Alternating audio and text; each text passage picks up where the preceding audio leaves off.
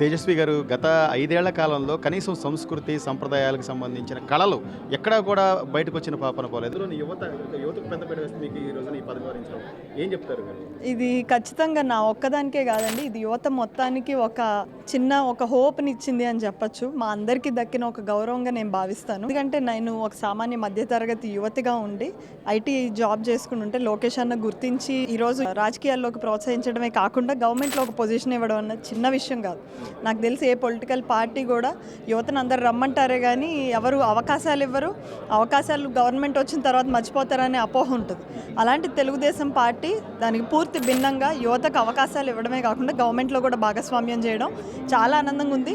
నన్ను చూసి ఎంతోమంది ఇంకా ముందుకు రావడానికి స్కోప్ ఉంది. ఇంట్లో వాళ్ళందరూ మీరు ఎందుకు వెళ్తున్నారు అని తిట్టడం మానేసి మీరు వెళ్ళండి, పని చేస్తే కష్టపడితే ఖచ్చితంగా ఫలితం ఉంటుంది అని చెప్పే స్థితికి ఈరోజు చంద్రబాబు గారు తీసుకొచ్చారు.